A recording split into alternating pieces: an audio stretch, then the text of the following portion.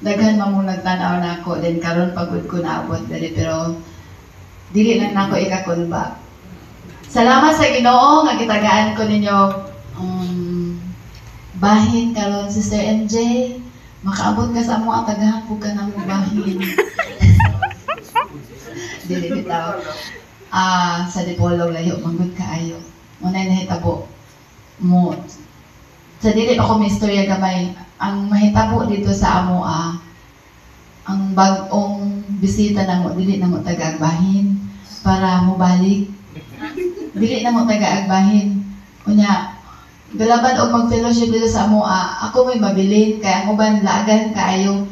Dili ko mo hawa sa simbahan kay daghang mga dool mga lang Dipolog, dool na siya airport ang amo ang church. So ang mo adto pag airport usahay mapit pag simbahan, dayon usahay og masirado, walay makasimba. Dayon pag abot na ako dito, ang uban nanglakaw na, ready na pa yung sakinan, paingon na sa laing simbahan. Then pag abot na mo dito kay daghang bisita gahulat kay dito sila mo simba.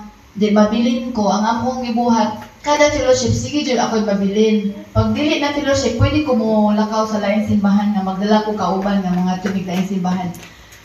Muna gahuna ko nga ba diri walay tawo kay fellowship niya siraduan ang simbahan, pero nangagpas ragud ko kanina maabot ko diri o walay tawo di lahos na po ko sa Sibulan.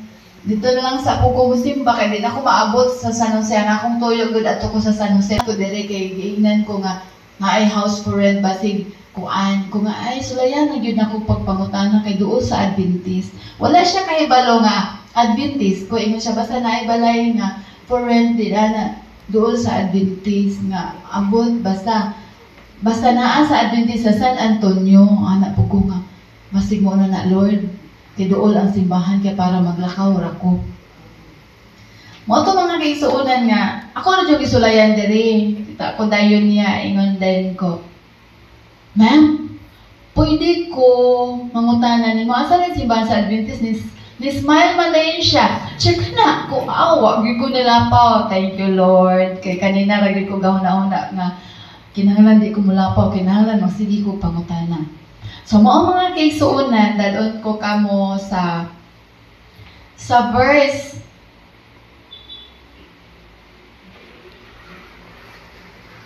kung basahon sa English na ko'y gamay nga pocketbook makita sa Matthew 28:19. Go ye therefore and teach all nations, baptizing them in the name of the Father and of the Son and of the Holy Ghost. O sabi saya, busa panglakaw kamo o himuan ninyong mga tinun-an ang tanang kanasuran sa pagpamautismo kanila sa ngalan samahan o sa anak o sa Espiritu Santo. Ako kamong gihangyo sa pagduko magkaampot ha. Amahan na mo nga balaan Diyos malabing kamahanan. Salamat kay Pulo nga imo ang gipa hinumdum ka namo. Salamat ikaw magapanalangin sa matag usa nga amo kining matisok sa among nahuna o kasing-kasing sa among tukion kini ang among nga tubag sa among pag-ampo paselo ang among mga sala sa pulong sa hunahuna o sa buhat kay kini tanan ang bitugyan Jesus. Amen. Once again, good morning.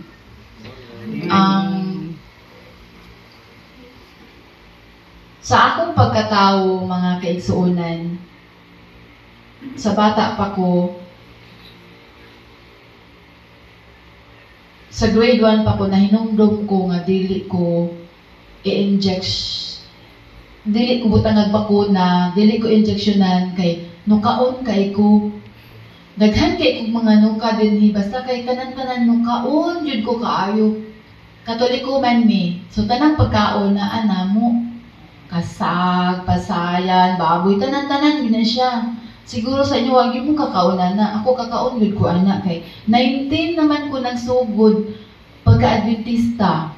26 years old na ko kaluoy sa Ginoo na bautismuhan pagkadugay kaayo gahit kay kog ulo no.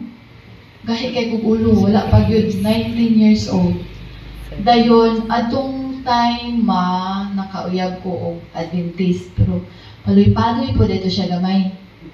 Then ako mo'y nadala. Nga sa dugay na kong tuon, pero Katoliko mi ang amo ang balay. Ug nakaadto mo sa Nara, Bayawan, na siya swimming pool dito. Og magwali ang pare, makita na gyud ako ang pare kay makita lamang ko kanang tapad mangga. Muna na ang simbahan mo po ni among balay. So makitaan gyud na mo dako man karon ang simbahan ug maulit ko sa amoa. Makitaan gyud na ako ang pare nga magmisa. Na magtindog ko dito sa gawas ay katong mga audience dito sa simbahan, mutan-aw na ako nga nakitaan ko nila dinha nga gatindog-tindog kay doon ra gyud kaayo. Ug moagi ko makitaan gyud ko. So ana ka close ang mama o ang Katoliko sa una kay mo may magpakaon sa pare. Salamat sa Ginoo nga naay usa ka preacher from Divinity School sa Siliman nga kuadto siya, Katoliko po to siya din, eskwela siya sa Divinity School. Mo to siya sugod siya Bible study. Sugod niya Bible study so Domingo ang simba, ang gathering namo mag Bible study. Dayon pagkaabot na ko og Dumaguete kay gatrabaho ko og CAMS, naa na ning mga literature evangelist na sulod. Mga literature evangelist from Mountain View College nga pag-umangkon sa akong landlady nga didto naipon og puyo sa amo ang balay sa kwarto sa kanang for rent man to dito mi garenta. Unya duha ra man sa akong magulang, usa ra man tong anak sa akong landlady nga Adventista kani adto taga Shaton pero wala na siya na Adventista kay ang iyang bana dili na Adventista. So dito ang mga pagkaon, lutuan niya og pagkaon ng iyang bana nga puro karne. Siya ang iyang pagkaon puro utan. Pero nakabato ko nga Adventista siya mo tong dito nakahigayon ang mga Adventista nga nakasugod ko kuyog sa simbahan. Kana bang kuyog ra gyud siya nga pagkasimba. Kuyog gets ra gyud siya. Then ako porque kana bang ganahan ko nga mukuyog nga mosimba. The Bible study sila sa anak sa akong landlady. Ako natulog na ingon dayon ko, uy, gaunsa mo din na ingon siya ga Bible study. May ingon ko, pwede ko ma-appeal sa inyong Bible study. Siya, uy, sige dali, appeal ko Bible study na pag pila man to sila ka bulan, duha man to sila ka babayi, lahi na sila balik dito. Ako magbalik-balik ko sa simbahan. Kanang kolon, basta, kanang San Jose extension na. Ako na nang agion, diya ako, dapit man ko sa dapit naman ko sa Ultra Vision Cinema sa una, kilid.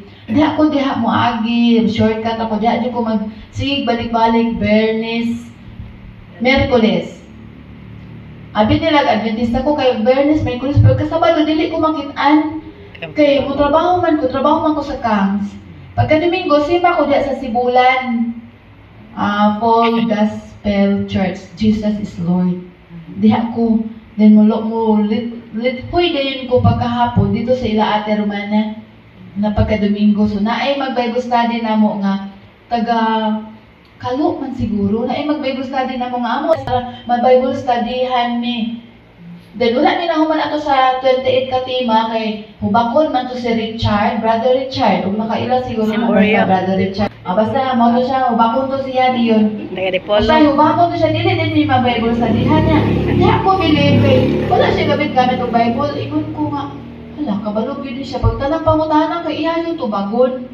Niya ang adto nga naingon ko nga magpa-bautismo na ko bisag wala ko nahuman kay wala naman po ang mag-Bible study duha mi ka buok sa akong amiga.